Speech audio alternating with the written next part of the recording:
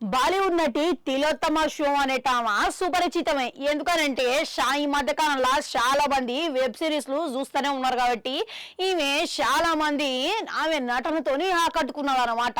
ఇక ఇటీవలనే సిఐ అనే వెబ్ సిరీస్ లో కూడా నటించి ప్రేక్షకులని మంచిగా అలరించింది. అయితే ఈ సిరీస్ గిట్లా వివాదాస్పందం కావడంతో ఇక ఈమెకు గాను ప్రత్యేక గుర్తింపు కూడా దక్కించుకున్నది. ఇక అయితే ఆమె ఇటీవలనే ఆమె ఎదుర్కొన్న లైంగిక ఏదుంపుల గురించి ఆమె తొలిసారి బయటపెట్టిందంట. గదేంటంటే ఆమె ఢిల్లీలో ఉన్నప్పుడు అంట ఇక ఒక ప్లేస్ కి పోదామని బస్ స్టాప్ లో నిల్చున్నదంట. ఇక ఆడికి పోయేసరికి ఒక కార్ వచ్చి నా ముందట ఆగింది.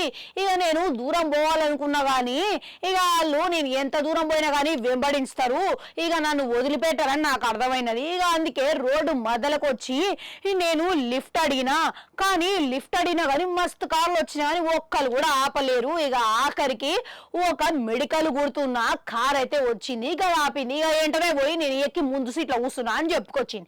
ఇక ఆ తర్వాత కొద్ది దూరం ప్రయాణం చేసిన తర్వాత ఆ ముందు సీట్లో ఉన్న వ్యక్తి నా మీద చెయ్యేసిండు, ప్యాంట్ కూడా ఇప్పిండు. ఇక వికృత చేష్టలకు అయితే పాల్పడిండు అని చెప్పుకొచ్చింది. వాయమ్మనే చూసిరా. అయితే ఇక ఈమెం చేసిందంట, ఇక ఊకోకుండా తిరగబడ్డదంట. తిరగబడి దవడ మీద ఒక్కటేసిందంట. ఇక దాంతోని ఆడు సరాసరి కారు ఆపేసరికి ఈమె మారు ఆలోచించకుండా వెంటనే దిగిపోయిందంట. ఇక ఈ సంఘటన గురించి ఆమె చెప్పుకుంటా అత్యంత భయంకరమైన సంఘటన నా జీవితంలో అని చెప్పుకొచ్చింది.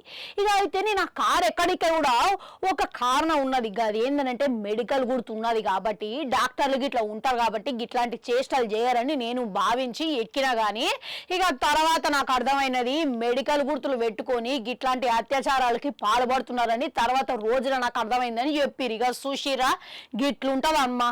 ఇక లోకం కాకులై ఒడిస్తే గిట్లనే ఉంటది. ఇక అందుకే ఎవరిని నమ్మలేం కాబట్టి అందుకే ఎవరు పడితే వాళ్ళ లిఫ్ట్ మాత్రం ఎక్కొద్దు, ఇక చూసుకోవద్దు. ఇక తప్పనిసరి పరిస్థితుల్లో మనం లిఫ్ట్ అడిగి ఎక్కాల్సి వస్తే మాత్రం మహిళలకి ఇట్లా తగిన జాగ్రత్తలు తీసుకోవాలి.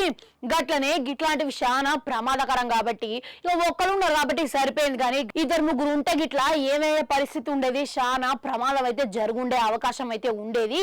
కనుక ఇట్లాంటివి అయితే చేయకూడదు. ఇక అట్లని ఇక అందరూ డాక్టర్లు కానీ అందరూ అట్లనే ఉంటారు లిఫ్ట్ ఇచ్చేటోళ్ళని నేను అంటలేను, కానీ ఇట్లాంటి వాళ్ళు కూడా సమాజంలో ఉంటారని నేను చెప్పుకుంటూ వచ్చిన అని చెప్పింది అనమాట. ఇక ఇన్నరా మహిళలకు ఈ ముచ్చట చాలా ఉపయోగపడుతుంది.